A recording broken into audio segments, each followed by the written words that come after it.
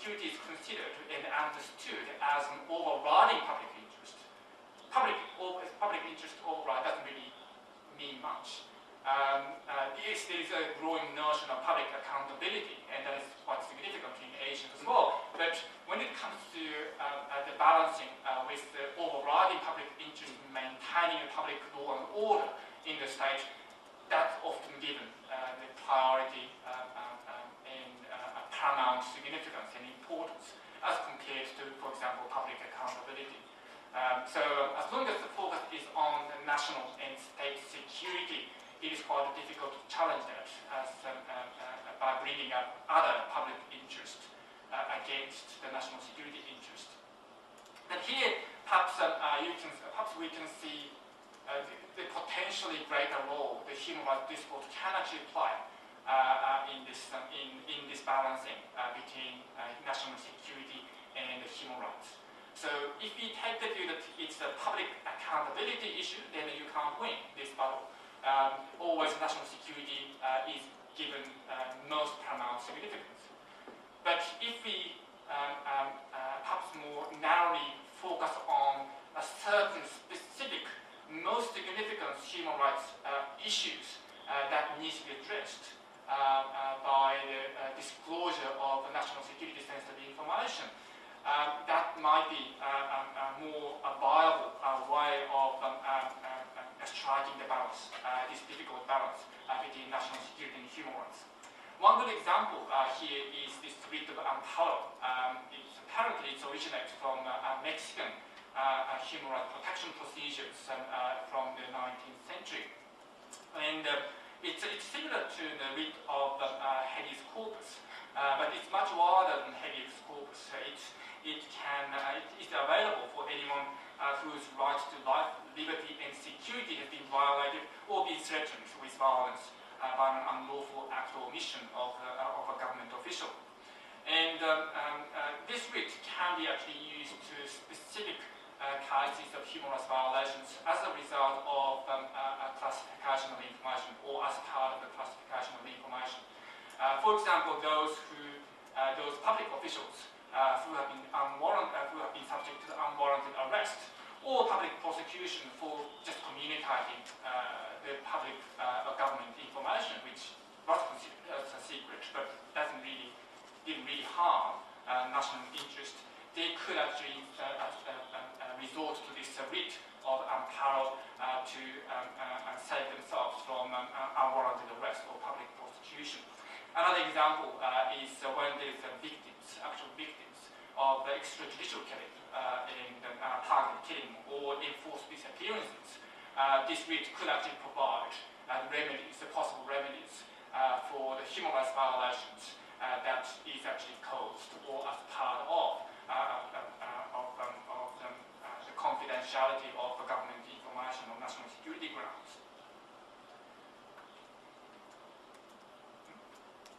So what I basically discussed in my presentation the three points can be summarized into 3 points. First is that in this region, unlike the Western countries, the national security is basically considered as internal national security. In other words, regime security or state security, the stability of the public institutions and law and order are the most paramount important public interest that underlying this national security exemption policy rationale. And that's quite strong as opposed to public accountability issues in many Asian countries. And as I identified, there are various difficulties to separate genuine security information from rogue national security information. And that's a product of this digital age cyber information technologies. And we have to think carefully as to how the law should be. The last time? Did I speak so long? No. All right.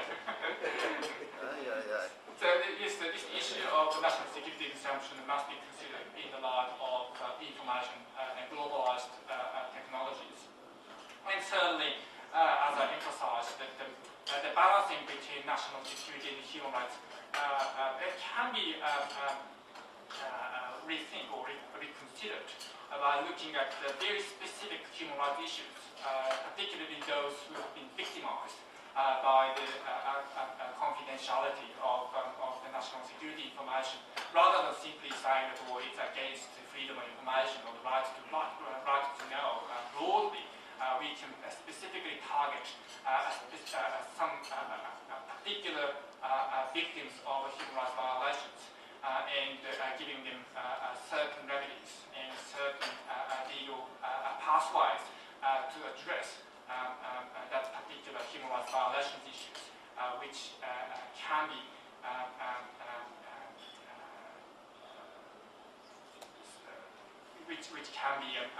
quite a significant part of national security exemption to freedom of information. Okay, thank you. Thank you very much.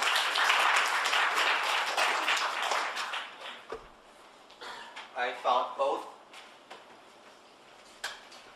topics to be very interesting, although they are somehow very different. The beauty of human rights, or the beauty of legal science on the whole, is that there can be different approaches.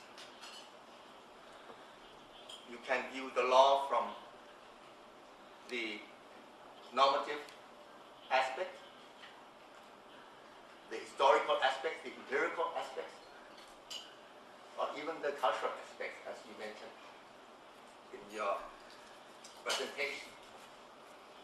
Now, with regard to the first topic, I would like to draw your attention to the perception of the people towards rape and sex as a whole. Now, in the 60s, I remember in the Scandinavian countries, pornography was legalized. And the main argument for that was that the incidence of rape has declined. Because once it is opened, it's being disclosed, it's not a secret anymore, so people supposedly abstain more from raping the weaker gender. Now, in Germany, about 10 years ago, prostitution was even legalized, giving more dignity to the sex workers. Now, there have also been opponents like Alisa Schwarzer, who was really against this.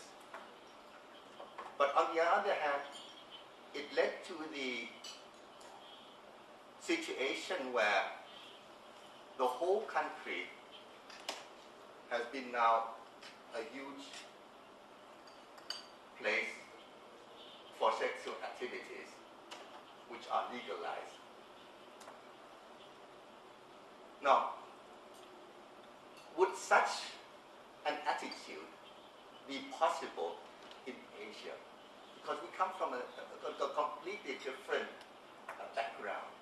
Would something like this be possible?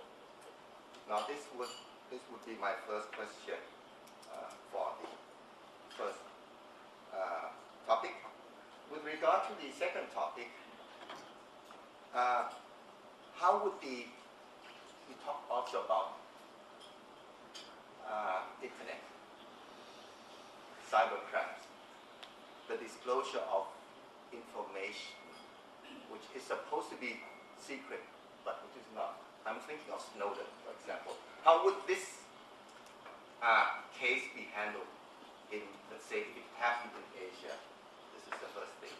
And perhaps, could you elaborate a little bit more with regard to the declassification of information materials? Thank you very much. Thank you so much for those very provocative and interesting questions. And so, would this be possible? Do we want to reproduce the sort of legalized sexual environment in Germany? That's kind of not, I mean, that may be I think one has to approach these issues historically, definitely.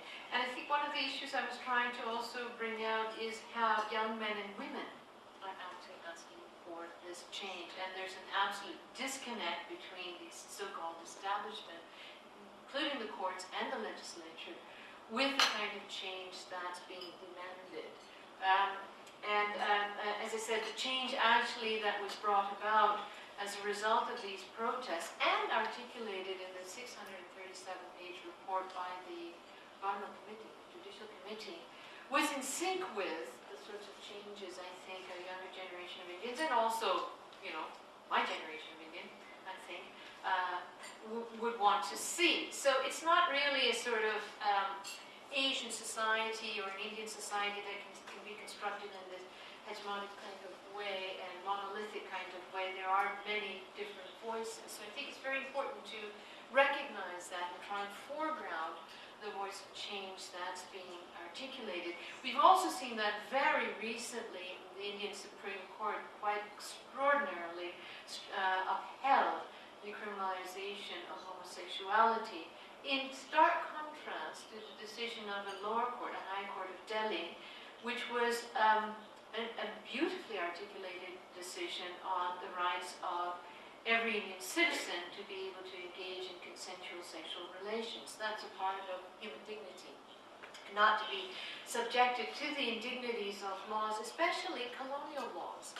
One of the arguments has been that, are we ready for change? This is a job for Parliament. But the fact is, a lot of the Indian Penal Code, especially that part that's regulating sexual activity, was not enacted by Parliament. It was actually introduced by a colonial regime designed to discipline and constrain and cabin the sexual practices or behaviors of the native population.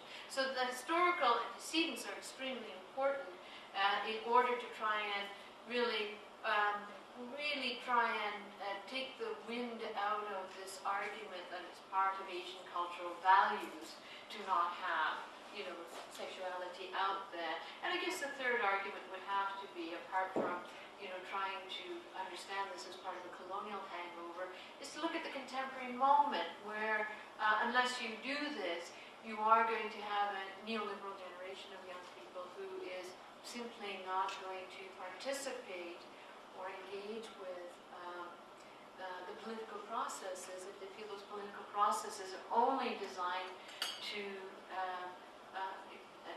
restrict and oppress them. And they will look for their freedoms, as I say, through the market.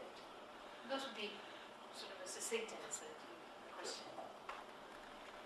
I would like to ask the audience, you know, before giving the microphone to Dr. Nasu, I would like to ask the audience if they have any questions.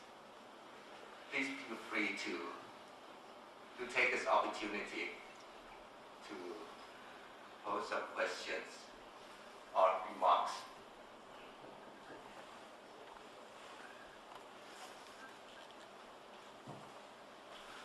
I'm Doug Sanders. I teach in the Human Rights Program at Mahidol University.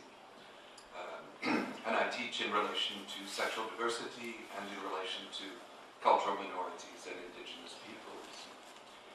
The question was posed by the discussant that Scandinavia had decriminalized pornography and Germany had decriminalized prostitution, and whether that kind of a model could work in Asia.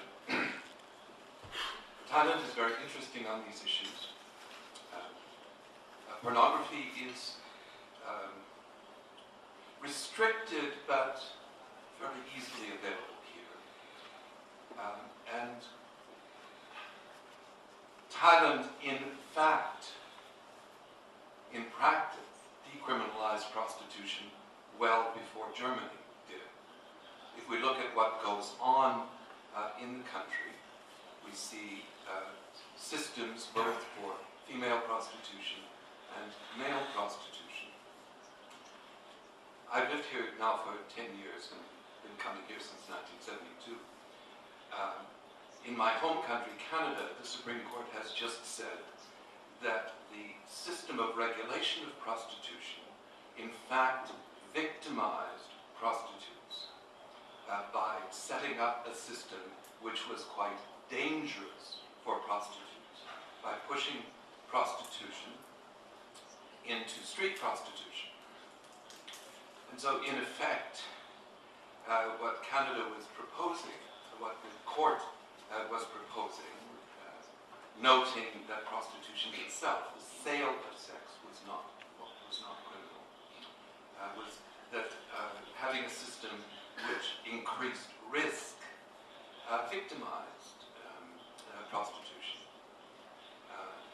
In effect, I've always felt that Thailand had organized prostitution in a way which reduced risk in comparison to other places.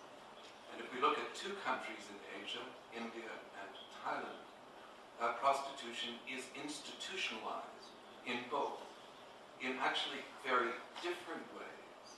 But some of the commentary in Thailand has been, don't point out Thailand as exceptional. There are more prostitutes in India than there are in Thailand.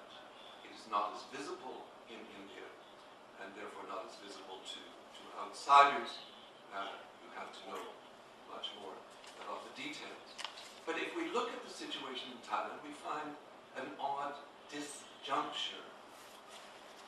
Instead of describing the situation here accurately, news coverage, and I'm restricted to reading English language, so I'm talking about the Bangkok Post and the Nation, which are newspapers that are read mostly by Thai people and not by foreign. The discourse on prostitution is one almost completely of victimization. No, prostitutes are not accorded agency or initiative on their own. The discourse in the print media is consistently on being tricked, being lured, being victimized. This has, it seems, been true for some of the patterns of prostitution with the rural, particularly brothels, which have been in decline. So I find the contrast between reality and discourse to be very surprising here. I don't think there is a discourse on this in India, but I may be wrong on that. There is an organization here very well known in Thailand called Empower, which consists of sex workers and former sex workers. And it's lively and fighting very strongly against victimization kind of discourse. And Empower, which is a women's group, created another organization, Swing, service workers in group for male prostitutes in the country, and is a service organization, health services for its members. So I just offer this, if we may want to respond to this as a situation of a discourse of victimization, which is in fact in sharp contrast to realities going on in the society.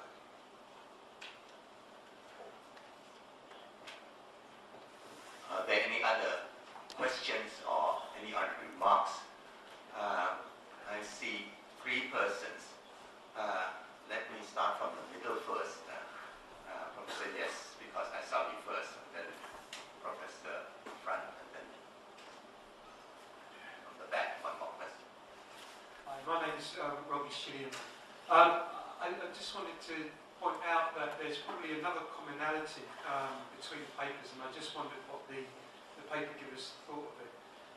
And that's that the more that the discourse of human rights becomes about something international or global, the more the practice of security becomes domestic, and that there's a disjuncture between the two such that domestically, which is of course where rights get enacted and protected, right, it's taken over by security. And so we're left with quite a hollowed out framework of rights, which is all about a kind of moral intent at globally. Thanks.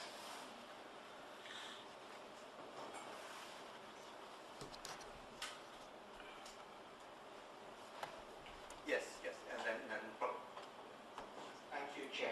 It was very useful to listen to both the presentations. It's a comment, and I welcome the responses to these comments to both the speakers. The first to Ratna Kapoor. The fact is that while the December last year incident evoked a lot of public protest on the issue of sexual violence, the same outrage was not manifested when the mass rape of Muslim women took place in Muzaffarnagar in September of 2013, or the Kunan Poshwara rape of a little over 100 women by the Indian Army in 1991, or the Manorama Devi case in Manipur, which led to Manipur going up in flames for almost a week.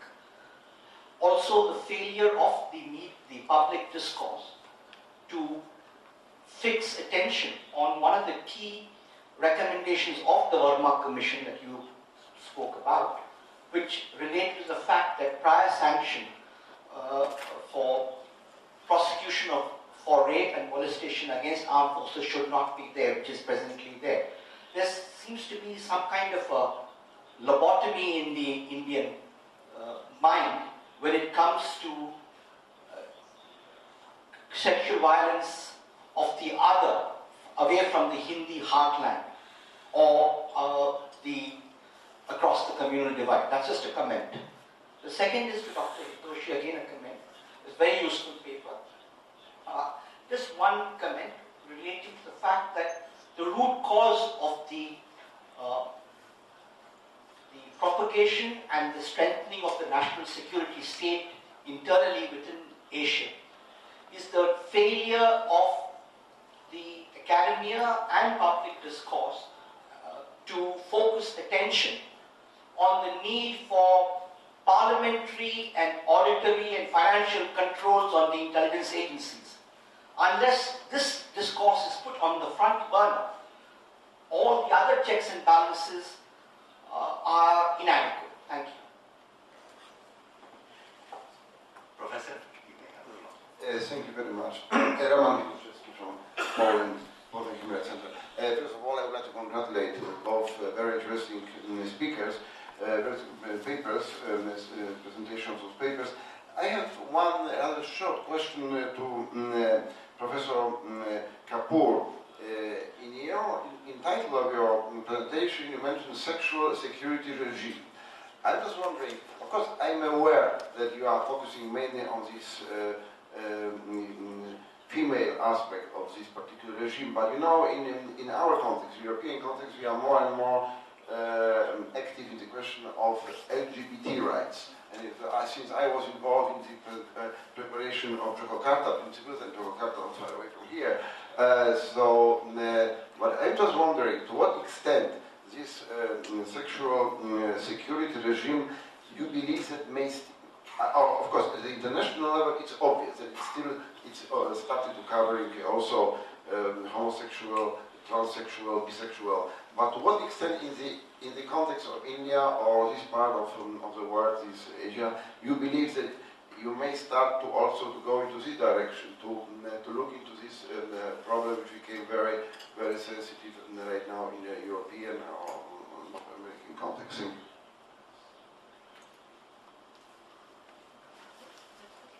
Yeah, so there was a number of questions. Thank you very, very much for all of those. I think that, the question around in India and sex workers' rights and the disconnect between sex workers' rights practice and, the sort of reporting of it, the media representation of it. The experience in India is actually quite an important one because there are very powerful sex worker rights movements. They're actually mobilized. But they come up against the anti-trafficking movement, which conflate trafficking with sex work or prostitution. And so, of course, there's rather, they're very, very sometimes nasty dust-ups between the two. in some ways. So I think it is important to, and I think the sex workers movement, at least in certain parts of the country, have tended to being able to influence at least some of the local media around their representation and being able to participate, to talk, to be part of conferences and seminars. That's not to say that they're defining the discourse and representation, but it is to say that they are very much trying to influence it. And I think that visibility is extremely important and significant. I'm so glad you mentioned the Canadian Supreme Court decision. I think that's a wonderful example of how the actual regulation of prostitution or sex work is positively harmful and dangerous, and that was recognized by the court as actually undermining human rights. And I tried to bring that out in my discussion on anti-trafficking interventions of how that actually doesn't ever attend to the problem of providing safe legal passage and recognizing the right to mobility or foregrounding that. So I think that if rights are our primary concern, we see how these interventions, that actually comes to the second question, more concerned with or written by ideas of security, and security not only at the level at the borders, tightening the border regime, but also in terms of morality and culture, right? Securing our culture from the contaminating influences of the other or the foreigner. And so security rhetoric actually becomes really quite overwhelming. I think what's interesting about your question is that you sort of see how security discourse, security is actually perhaps something that's getting tightened at a domestic level, and human rights is going global.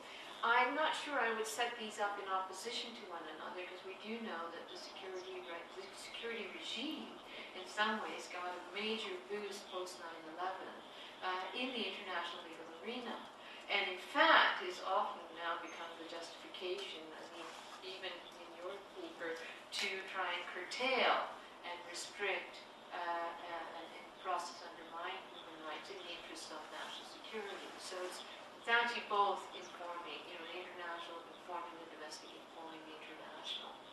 I'm not sure. So in some ways, it's a protection of human rights can be ensured if we have a strong security apparatus. Okay, so the two work hand in glove. On the issue of, I think your question again back is really an important one. We were all left wondering, why this incident? Why did this incident of the rape, Delhi rape, lead to the kind of protests that it did, and not other ones? Not necessarily only the ones that you've referred to, but why not, like, the next day after this rape, there was another gang rape? Why didn't that lead to more protests, right? So the fact is that it's really hard to know what actually produces these moments sometimes. My sense is there was some kind of connection with this young woman who's aspiring to become the new consumer citizen, the new neoliberal subject, that resonated. I'm not sure. I don't think there's one cause for triggering these kinds of movements. It could just be, we do know that though young people have been the trigger of big movements around the globe, whether it's in Egypt, or in Tunisia. One small incident has triggered the conflagration. And yet that shows that there are many other factors that may be involved. It just took that one incident to be the spark, in fact. But no question then that, why isn't it that the rape of Muslim women doesn't get the same kind of publicity or same kind of attention? Of course it's a significant, important issue. And of course it was also addressed in the major report that was brought out by the Roma Committee. The point that I think I'm trying to make, though, is regardless of where it had come from, had it been about the rape of Muslim women, the rape of Dalit women, the rape of, a gay woman, it would have still produced a regime that wouldn't be in the direction of bodily integrity and sexual autonomy, but in fact pulled back within, I think, a security apparatus and a criminal law, doing social justice through criminal law.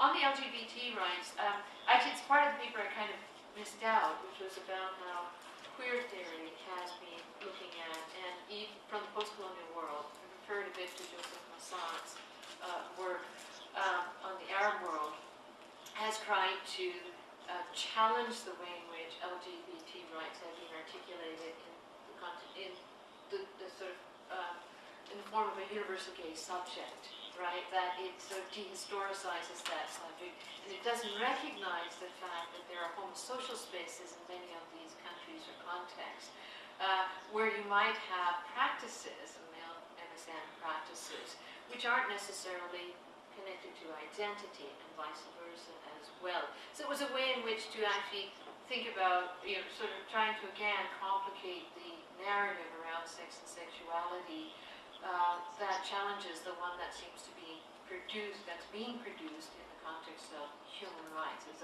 one way to do it and live it kind of approach. I think again you'll see a lot of this. If I were to do another part of this or another chapter, I might then go to the decision of the Supreme Court and look at all the mobilization and again the advocacy that's come out in the context of that decision, or the opposition to that decision, which looks at the diversity of sexual politics and how can that then take us in the direction of a greater acceptance or recognition of both identity as well as consensual sexual relations. Thank you, Professor. May I ask now Dr. Natsu to respond to the questions that have been asked by the audience? Well, you put me in a very difficult position.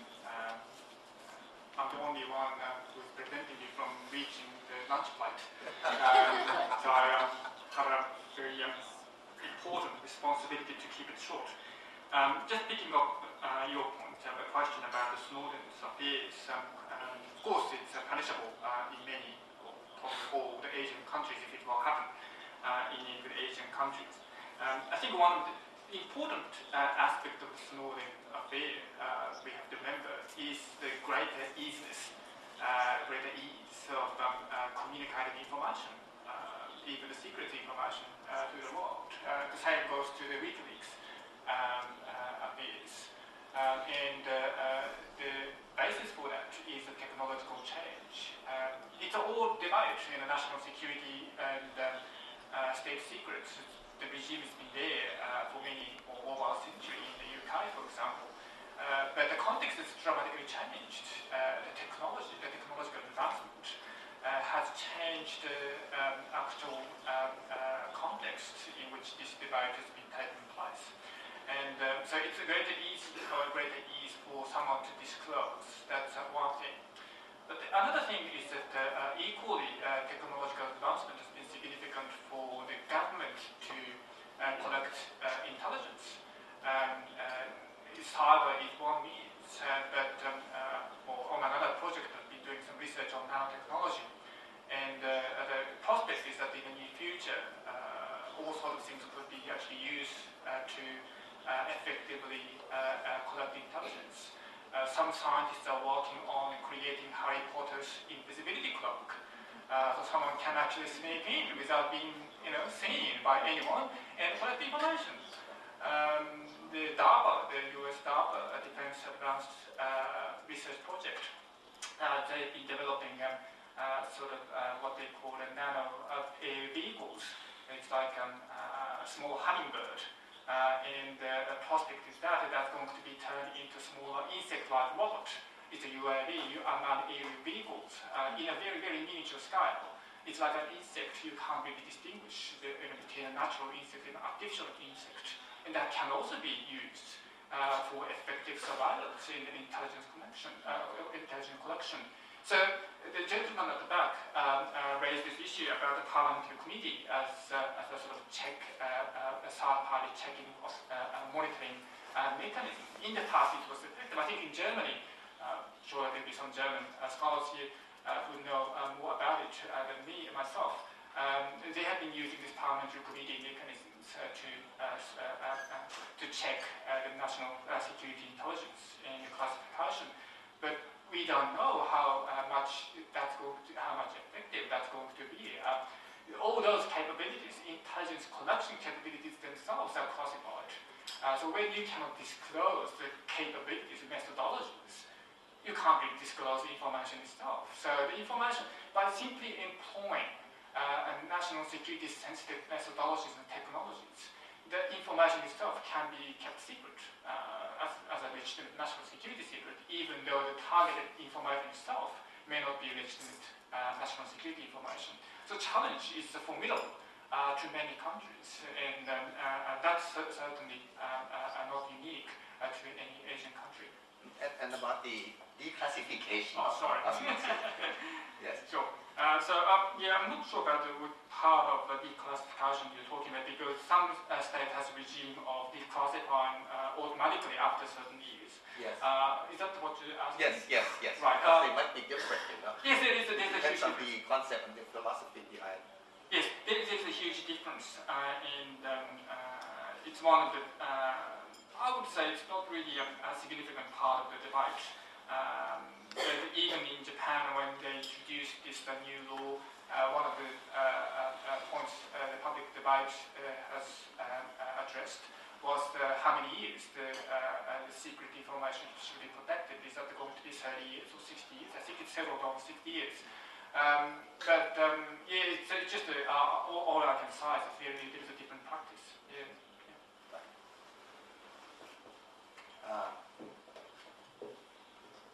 Are there any more questions from the floor? If not, then I would like to ask you for a small lunch break. And we'll continue again. I don't know, we will have the master of ceremony making the announcement. So would everyone show up our appreciation in the usual way to our speakers? Thank you, Professor Kapoor and Dr. Nasu, and also Dr. Warwick. So now, ladies and gentlemen, we come to a very important part of the day. We are going to have lunch, as we are aware of the fact that armies march on its stomach. And the luncheon is provided downstairs at M floor. And so you walk downstairs and go to the corridor, and you will find the Mosul restaurant. And now I inform you that the program will resume again at 1:15. And so enjoy the meal, good appetit. Thank you. Be seated, ladies and gentlemen, we are about to begin. And now we come to another session, a really important one. We have one of our speakers from the Queen Mary's University of London.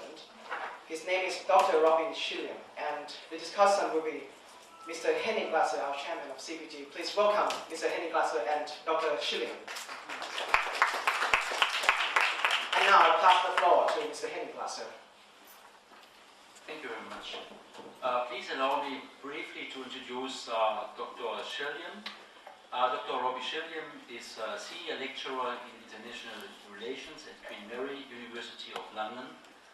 He has worked previously in New Zealand and did his postdoc studies in Oxford. He is the editor and co-editor, respectively, of several books related to his research focus, which lies on mainly three issues. The first is decolonization of contemporary political thought. The second is rethinking of Tao's anti-colonial interconnections. And the third is the retrieving of thought systems of enslaved Africans as a acute explanatory framework for understanding rights and justice in our contemporary world. Please find further biographical information in our brochure with the speakers series. Robbie's lecture of today will deal with developmentalism, human security, and indigenous rights. The floor is yours, Robbie. Thank you very much.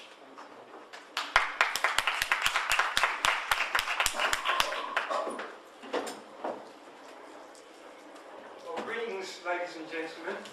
It's wonderful to be here, and thanks very much for Henning and the institution and for everybody who's done something to make this happen. I was just saying to my friend that the room that I've got upstairs is bigger than the flat that I share with my wife, so maybe I won't go home. But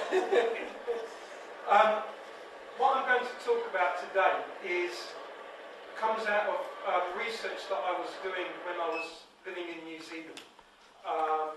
And the research I was doing down in New Zealand was to do with the relationship between the struggles of the African diaspora and the struggles of indigenous peoples in the Pacific. So what I'm doing today comes from that, but it's not directly to do with that. It's much more to do with the problem of human security and the degree to which human security allows for a protection of or endorsement of indigenous rights. So, and in that respect, it probably will share one of the themes which was coming through with the last speakers this morning, that question of the relationship between security and rights. Henry, could you just put that? Sure. Thanks. All right. I don't know if any... Did those lights go down? Yeah. Thanks. Well, let me start with a story of a snail, which you can see down the bottom there. Now, there's a lady, and she's passed away now, a Maori lady called Sana Murray. And she was from an area in Aotearoa, New Zealand called Te Hapua, which is right up on the... I mean, like, you can't go any further north. It's right there. And that's Te Hapua. And in the early 1970s, she challenged the creation of a scientific reserve, natural reserve, which was proposed by the government. And the reserve was to protect a particular species called the pupuharakeke, which is this little snail down there. Tiny, tiny little thing. Now those small snails live in flax bushes. Okay, they live in flax bushes. And Sana Murray's people, called Ngati Kuri, they had a long relationship with this snail, because when war parties were coming up to come and get them, they would trample the snail underfoot, and the snail would let out wails as it was dying, and those wails would alert Sana's people back in the day to, you know, an impending war from people coming up. So for Sana's people, for the Ngati Kuri, these snails are what they call a tonga, right? A tonga. And a tonga is a treasure. So in the Maori language, a tonga is a treasure. So the snail was a tonga of Sana's people, and Sana's people therefore considered themselves to be the rightful guardians of this snail. And that's why Sana actually resisted and opposed the creation of a reserve run by the government, which would then save or preserve these snails, because Sana was saying, these aren't wild things, they're our treasures. We are the guardians of these treasures. So what you're doing is you're dispossessing us of this treasure. Could you just do the next one here? Thanks. So that's Sana up in the front there on my right-hand side. And Sana was one of a number of people to put forward what has been the most protracted case in the Waitangi Tribunal, which I'll come to in a minute. And that case is called Y262, the 262nd case, Y262. Now, the tribunal, it went on for so long, by the way, that all of the people, including Sana now, have passed away who initially mounted the claim. So those are the relatives of the people there, photos of the people who initiated the claim. The tribunal, Waitangi Tribunal, was enacted in 1975, and in 1988 it was made retrospective, so it could look back in time. And what it was looking at was breaches to a treaty called the Treaty of Waitangi. The Treaty of Waitangi was signed in 1840 between the British Crown and most, but not all, of the tribes in New Zealand at the time, what were called iwi and hapu. And this treaty basically had 3 articles in it. And it had 3 translations, and if there's 10 people in a room, there'll be 11 interpretations. But the first article was basically that the Maori would cede what's called kawanatanga which is a transliteration of governorship. And if you want, we can talk about that later. It's important that it's a transliteration, it's not a Maori word. Anyway, that they would cede governorship to the crown. Okay, so Maori would be governed by the crown. And that through this, they would have equal protection under the Queen of England. Okay? Now, one of the main reasons that they signed the treaty was because the British settlers were going mad. Right? They were taking this, taking that, they were a force unto themselves, no law really adhered to them. So what the Maori chiefs were doing was they were saying, look, if we come under this covenant with you, the Queen, then you will protect us from your other subjects. Okay? Now, the second article was that Maori would retain what's called Tino Rangitirapana, which is utmost chieftainship, and that's a Maori concept. Okay? Tino Rangitirapana. They would retain their chieftainship over Rato Tonga Katoa, which means over all their treasures. All their treasures mean their own people, their language, the resources, their taonga, all their gifts. So basically, they would remain self-governing even if they came under the governorship of the Queen, who was protecting them equally vis-à-vis all the other subjects in the British Empire. Now, what Sana and the other people who launched this claim, Y262, said was that Article 2 you can translate as Maori control over Maori things. And Maori are the indigenous people in New Zealand. The term means ordinary, normal, Maori. Okay? And Sana contested that the Crown and then the settler government were in breach of Article 2 because Maori no longer had control over Maori things. So that's why the snail was the thing which kicked it off for Sana, because this was a Maori thing, this was a taonga. Okay? So Y262 is a claim to the Waitangi Tribunal, which retrospectively looks at all the breaches to the treaty from the government from 1840 onwards. Okay? And what Y262 does is it says, well, who is it who's supposed to control Maori knowledge, okay, traditional knowledge? Who controls artistic and cultural works? And what are the obligations of Maori to act as what's called kaitiaki, which is guardians, okay, to be a guardian, over their treasures and over their knowledge, including genetic knowledge, by the way, okay? And so their claim was a massive one. It basically said, if you take the treaty seriously, then the government has utterly reneged on Article 2, okay? Because Maori must be in control of all cultural production, cultivation, knowledge of things, of resources, all that kind of stuff.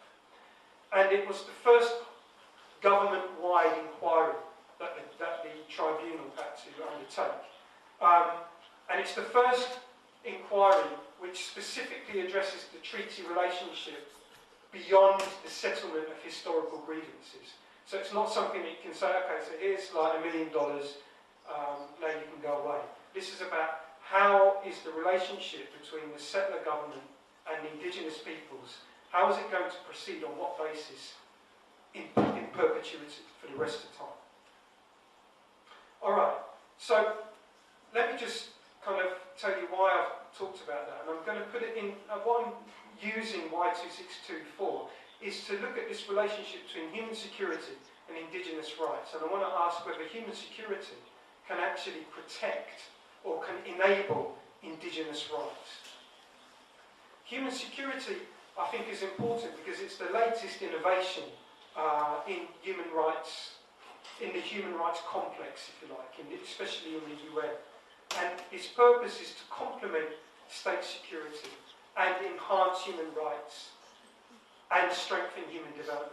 So what you've got there in human security is this catch-all thing where what you're supposed to do is states are supposed to be secure, human rights are supposed to be protected, and development can happen. All right? So what we see with human security is something which I would say was always there, especially under colonial rule, but now has re-emerged as the main way to frame rights. And that's through a security development nexus, where security and development are utterly intertwined. And rights are supposed to come out of or feed into this nexus of security and development. Now, of course, whilst human security is a big, big thing in the UN complex of human rights, probably the most active and most innovative section or area of human rights, I would say, is the pursuit of indigenous rights through international institutions. Especially with the Indigenous Rights Declaration in 2007 and the Standing Forum on Indigenous Peoples. Now they don't want to call it a forum on Indigenous Peoples. They want to call it a forum on Indigenous rights. So it's especially innovative and challenging to the whole complex of the UN and the way in which it understands the relationship between sovereignty and rights, because indigenous rights, they make different claims to land, to resources, and even to political community, where the notion of indigenous identity or standing exceeds citizenship. All right? It doesn't necessarily go against citizenship, but it exceeds citizenship. So I'm talking about indigenous rights and human security because I see them to be one of the two most important and innovative areas in the human rights discourse which is going on in international institutions. And I want to see whether they actually interweave or not, or whether they actually come apart and clash. So my question is, does a human security approach complement indigenous rights, especially with regards to Y262? That's my kind of thing that I'm looking at. And I'm asking and addressing this question not in a kind of technically legal fashion, right? Nor necessarily in a sociological fashion, but at the level of a cosmological engagement, right? What some people call a worldview. So for me, a cosmological engagement is looking at how people understand the universe, the beginnings of the universe, and the way in which people and different entities are placed and positioned in that universe. Okay? And what I'm going to be saying is that if you look at it in a cosmological sense, human security and indigenous rights fundamentally clash. Henry, could you go on to the next one, thanks? So what I'm going to do is I'm going to look at the cosmology which I would say is behind human security, at least the dominant interpretation of it. And then I'm going to look at the cosmology behind the Y262 claim, which comes out of Maori Mātauranga, which is Maori understanding. The first one, though, the cosmology behind human security, I would say is based on what could be called a cosmology of possessive individualism. And this possessive individualism, I would say, you can find, in terms of texts, you can find in Thomas Hobbes and John Locke. I think that's where it kind of comes from, or that's where it's first encoded, if you like. How did the universe come to be? How did people find their place in it? Well, for Hobbes, you've got the state of nature, right? And in the state of nature, there's nothing except one principal right that you have, which is to preserve your own body. Okay? So for Hobbes, that's the first natural right, to preserve your own body. And so then the first natural law is to seek peace and pursue it, because that's how you best preserve your own body.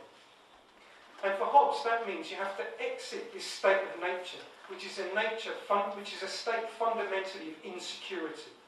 Okay? It's a state where people are by and large equal, where they by and large share the same kind of capabilities. Therefore, for Hobbes, it's a dangerously anarchical state. You have to leave that and you have to form a commonwealth. Have a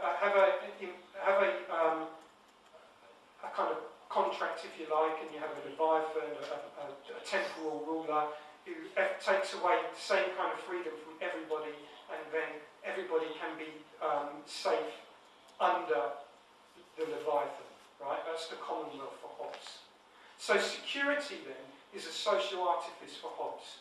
The world came to be through anarchy. You found yourself as an individual in nature, which was an insecure place. And the way in which you make it secure is that you construct a commonwealth and you extricate yourself from the natural condition.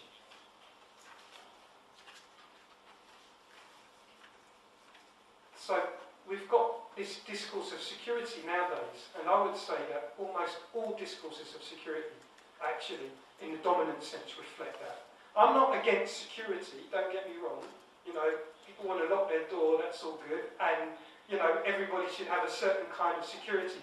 What I'm talking about is when security comes to be fundamentally interpolated into your cosmology, so it's such that the meaning of the universe comes to be seen as the pursuit of security. Right? That's what I'm talking about. To the lack of anything else. Right? Well, development, I would say, comes from Locke. And he takes the same kind of natural right that Hobbes does. You know, the one natural right that we all have as individuals is that we have the right of property over our bodies and our minds, right, individually. So this is Locke's fundamental right. And it's interesting because for Locke, the human as an individual is peculiar in the universe because it's the only entity that can possess itself. No other entity can possess itself. The human individual is the only entity in Locke's cosmology that can own and possess itself. Everything else is common stock for Locke. It's wilderness. And through your labour or the labour of your servant, you extract from that common stock and it becomes yours, absolutely, your private property. So this is why I call it possessive individualism, okay? Because it's about security being found by how it is that you can possess entities around you, absolutely. And that's a process of accumulation which then later becomes development. So for Locke, society is congenitally a developmental institution. Its very inception, its purpose is improvement through taking from the common stock and owning possessively. In that respect, society is based on a colonising impulse, right? So to colonise all entities around you as your private property. This process of possessive accumulation in Locke is justified by a Christian notion of providence, right? God's working on earth. And therefore, providence and this whole idea of possessive individualism gives rise to a colonial culture of improvement. It's not that colonisation happens later. It's conjoined in the cosmology of Hobbes and Locke, right? It's the same thing. The same thing which they're talking about in England is the same thing that they're talking about in the Americas. The problem is that some haven't caught on to this providence. Some people haven't caught on to this providence. Some people don't get that your place in the universe is to own yourself possessively and then to possess everything else as much as you can. And those people Locke calls servants. And servants can be people in his England who don't own property and have to work for others. But very crucially, it also pertains to indigenous peoples. It doesn't pertain to Africans who are enslaved. They have an even worse deal in Locke. But I'm not going to talk about that right now. But for Locke, indigenous peoples are kind of like servants. That is, they have the potential to reason about their state, their place in the universe. Therefore, they would potentially be able to become good, possessive individuals, yet they haven't had the education and their culture doesn't allow for this process to happen. And so, therefore, they have to learn, be educated in a proprietary sociability. A proprietary sociability. i.e., all your social relations are about property and ownership, including yourself. They have to learn this, and that's what part of the process of colonialism is, and accumulation of capital as well. It's about learning how to be a good, possessive individual. So, this cosmology, which I'm talking about, possessive individualism, it has two key propositions. The first one, the human as an individual is special and distinct from all other natural entities. Only the human can own itself.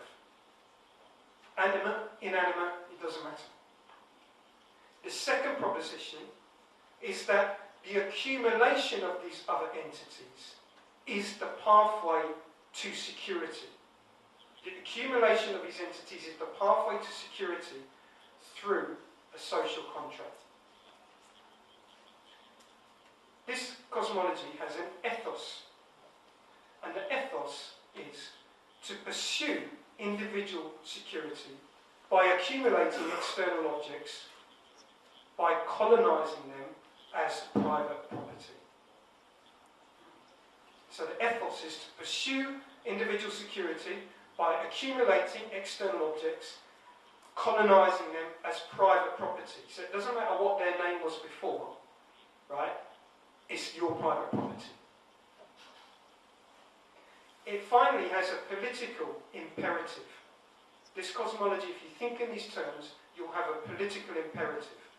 And that is, individuals lacking in a proprietary sociability, i.e. the servants, individuals lacking are a threat to security, and their life worlds must be colonized so as to convert them into a faith of possessive individualism. Individuals lacking in this proprietary sociability, the servants, they're a threat to security, and they and their life worlds must be colonized, and they must be converted into the same faith of Hobbes and Locke. And indeed, post-World War II development, at least in the West, that was what it was all about. It was all about what to do with the servants, especially those who are now becoming independent. It was about drawing them into a regime of possessive accumulation and converting them into that faith.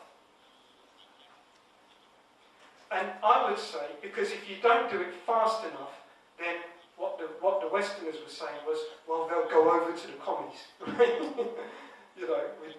Therefore, we need to get them and convert them into our faith, into our regime, before they go over into the commies.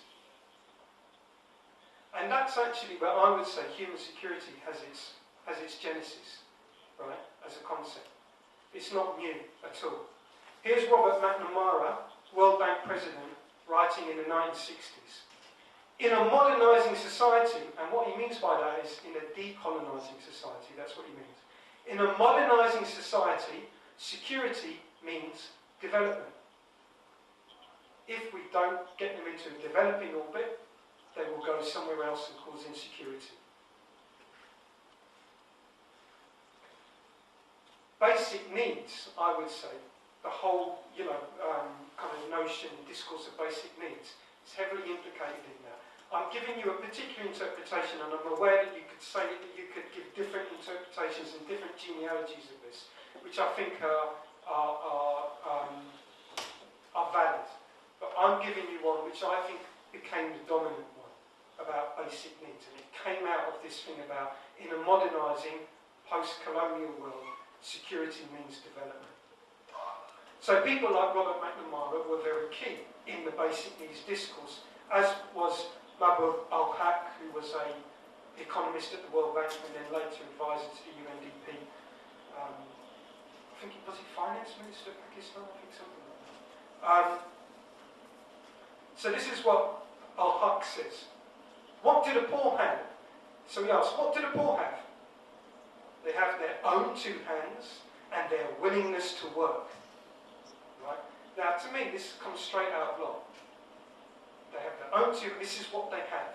The poor don't have society. The poor don't have relationships, the poor don't have other virtues or dignities or other assets, but what they do have, says Huck, is 2 hands and a willingness to work.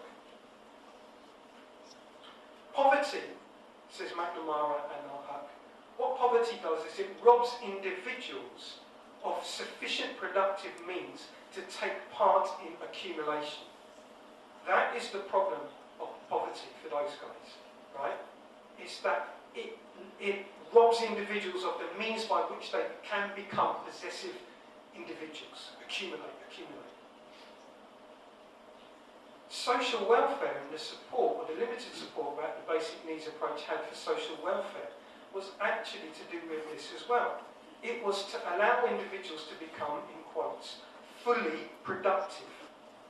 So welfare wasn't for welfare's sake. Welfare was a means in order to ensure that all the servants could take part in possessive accumulation. Now, that basic needs kind of discourse maps onto Amartya Sen's capabilities approach, and of course to the human development approach, and the human development indicators even kind of express all these propositions that I've been talking about.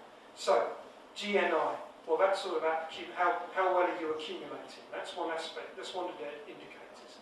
The second indicator is life expectancy, and that's all about basic needs.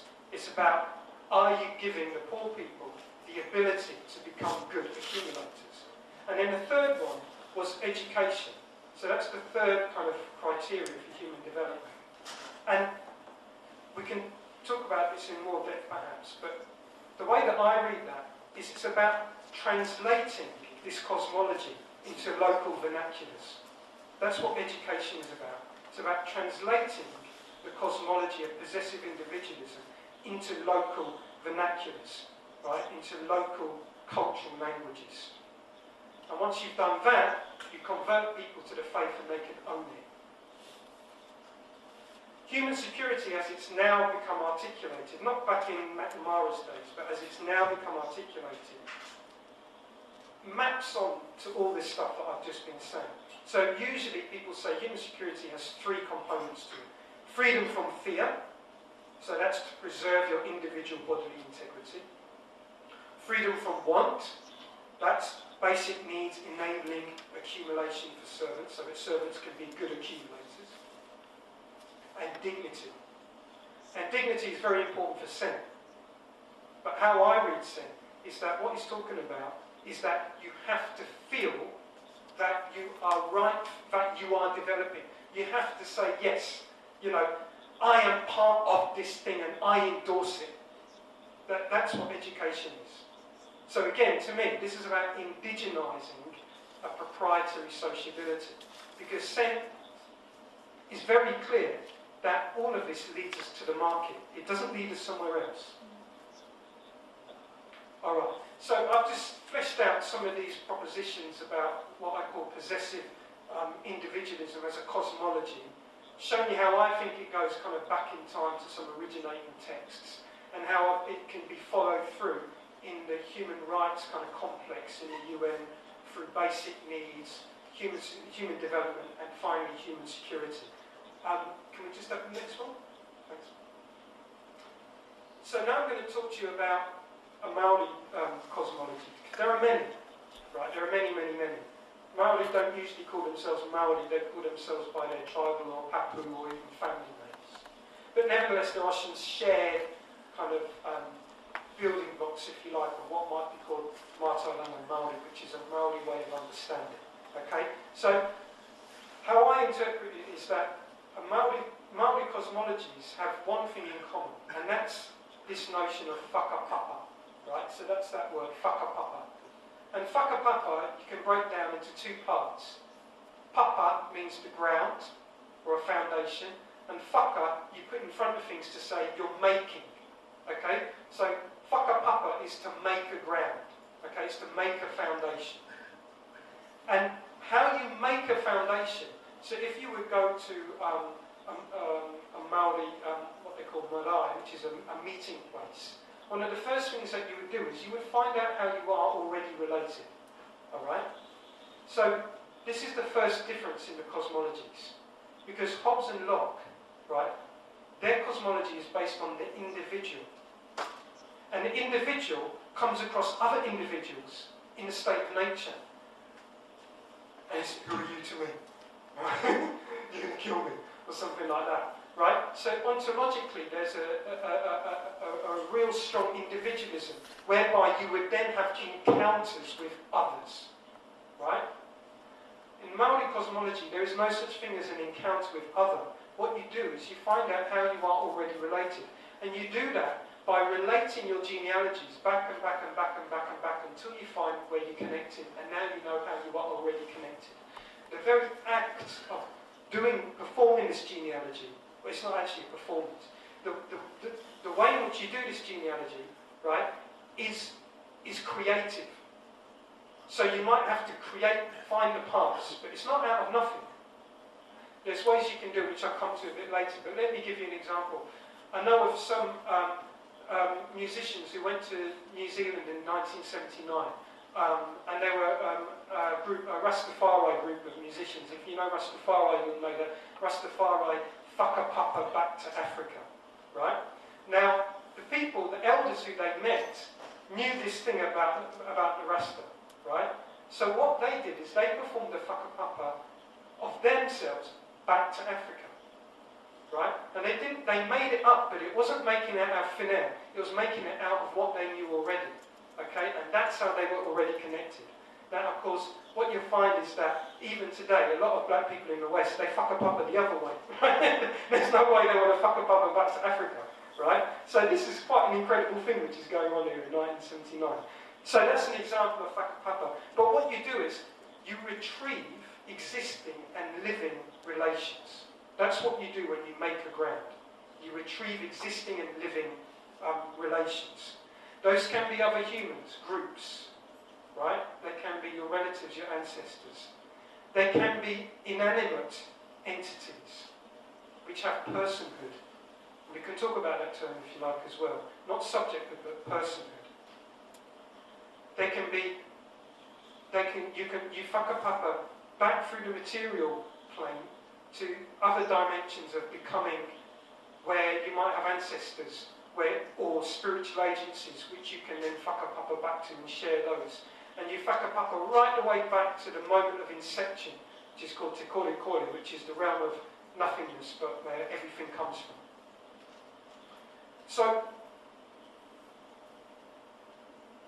So this is what whakapapa means, and that's the cosmology which whakapapa works in. It says that the cosmology is the universe, everything is already related. Humans, non-humans, animate, inanimate, what you can see, what you can't see, material agencies, spiritual agencies. Knowledge itself has whakapapas, right? Knowledge itself. Everything whakapapas back, and you can always find a relation somewhere. That's the cosmology that you work in. And because of this, all entities have personhood, by which I mean they are not objects. They are not objects. They have personhood. You have to treat them as effectively persons, right? Whether they be mountains, rivers, ancestors, birds, bees, snails, other human beings. And then we get to this word which I've already used of taonga, right? Taonga. And taonga, like I said, was a treasure. Now, you might think, therefore, that if you treasure something, you make it into an object. But that's not what you do. Taonga are distinct entities, but their distinction manifests in the particular set of relations and obligations that ensue from it. Okay? So the snail is not an object to Sila's people, right? It's a distinct entity by virtue of the relationship that they share and the obligations which come out of that relationship. So if I was to compare these two cosmologies, then I would have to say something like this. Well, let's look at that first proposition of possessive individualism which I gave you, the Hobbes and the Locke stuff, right? And I said for them, the first proposition was that the human is special and distinct from all other natural entities, because only the human can possess itself. Everything else is waiting to be possessed. Well, in a Maori cosmology, no entities are distinct at an ontological basis. The nature of being is not one of isolation or distinctness. It's about relation. So all have personhood. So human beings can't be distinct, right? Because human beings are not the only persons. Natural entities are persons, have personhood. Spiritual agencies, natural entities, wind, rain, water, they all have personhood. So this proposition makes no sense in Maori cosmology to say that a human is special and distinct from everything else. Second proposition. Well, Hobbes and Locke would say that accumulation of these other entities is the pathway to security through the social contract. But in Maori cosmology, nothing is ownerless. Nothing is wild. There's no such thing as wilderness. There's no state of nature. There's no right to accumulate or to colonise. There's no need, it would be nonsensical, to set up a commonwealth, a society, in distinction to something called a state of nature. So the idea that you would find security by accumulating entities and by making social contracts to protect your accumulation is nonsensical.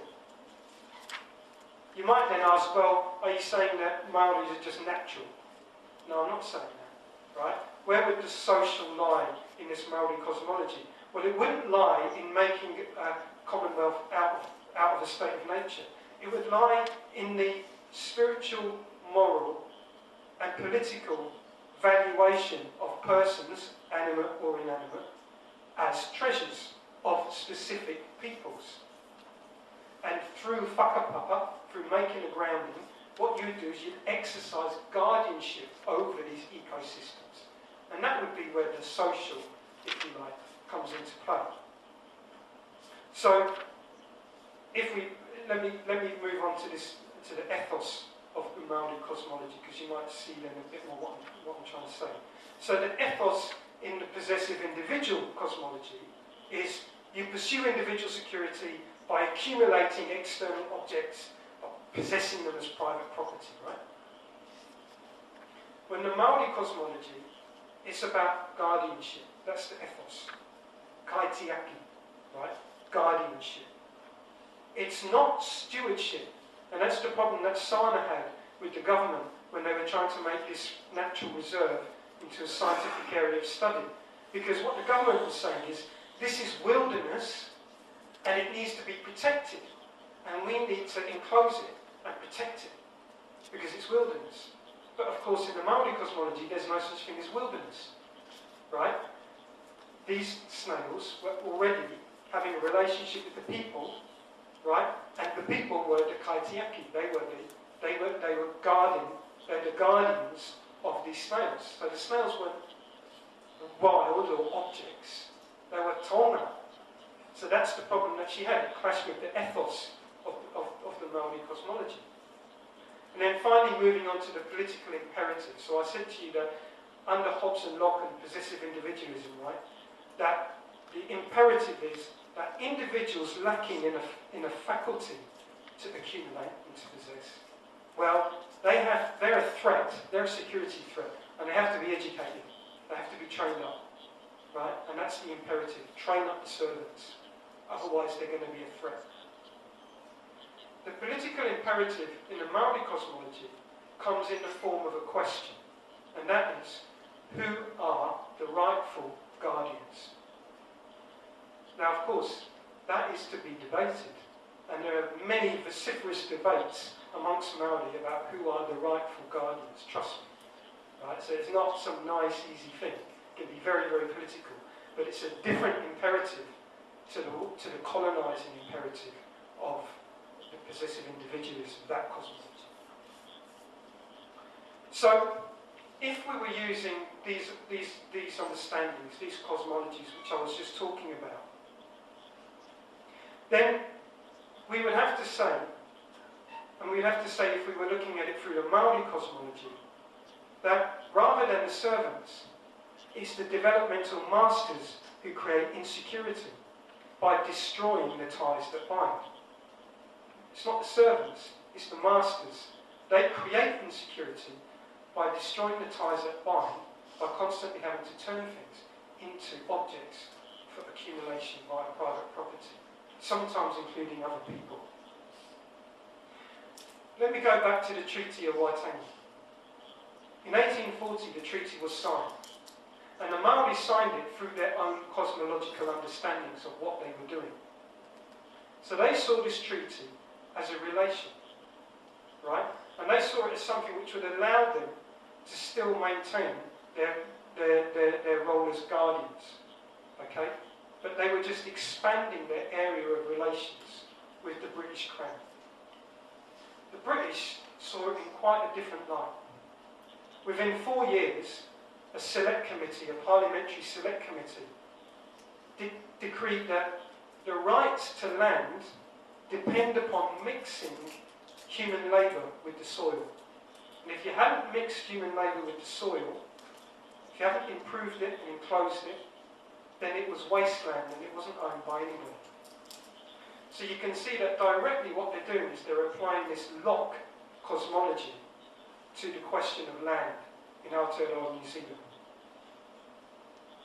In the 1860s, there's a Native Land Act, and what it does is it recognises the custom of land, but only in terms of private property. As a group, you can own land, but only as private property, and that means you can alienate it if you wish.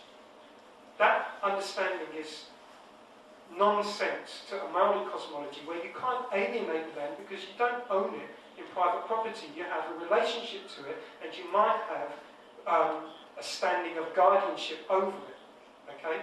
But now, in 1860, the settler government is actually cutting all the ties that bind, and directly by law mandating that if you haven't accumulated and possessively owned this piece of land, and will know that because it will be enclosed, right? If you haven't done that, it's wilderness, and then anybody can take it. By 1877, Judge Prendergast rules that the treaty itself is, in his words, a simple nullity. Why? Because he says the Maori exist in a state of nature. They don't own anything. Well, they don't own anything in private property.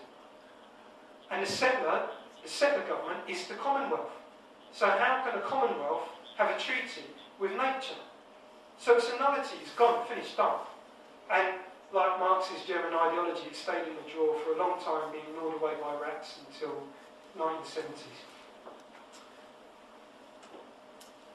So, in conclusion, I want to ask, between this developmental state and between the indigenous people and what's called mana whenua, which is authority of the land, where does human security lie?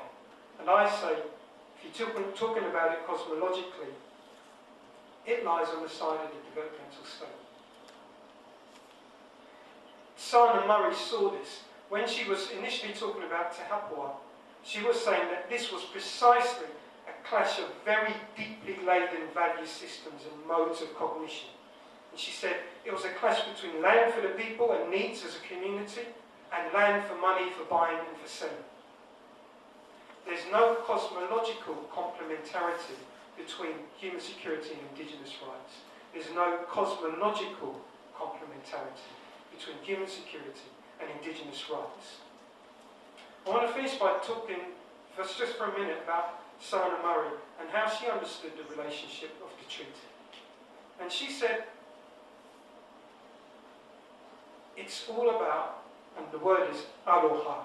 If you've been to Hawaii, you might know aloha, but it's the same kind of complex language, aroha. Aroha means love, sympathy, empathy, okay? And she says that aroha is the strongest force that binds. It can even bind people to snails that big. And she says the treaty itself, the Treaty of Waitangi, is a treaty held together by aroha, but it seems only one side are holding up the bargain. So from all of that, I would say, if the problem is insecurity, then the solution is less security and more aroha. Thanks.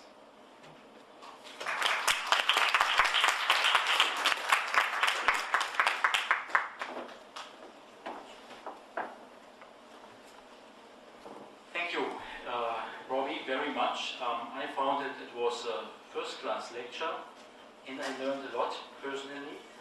And before we come to the discussion, I would like to wrap up a little bit to make it easier to discuss it. Before I do that, I have to mention that the other panelist of today, Greg Barton, I want to mention that, could not come because he had a death in his family in the last days. Otherwise, he would be here, and he conveys his greetings to all of you.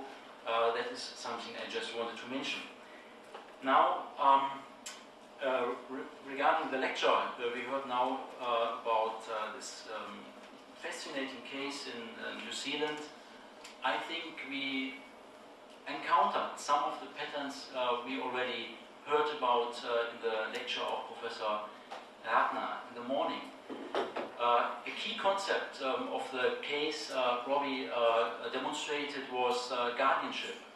And we have here two different concepts of guardianship. We have the concept, the natural concept of the Maori, which is essentially different from the concept of guardianship, what we have in the point of view of the government, of the Western government, which is trying to impose a legal regime to guard nature on this area. And that's what Professor Ratner mentioned in the morning, this very famous quotation, white men are saving brown women from brown men.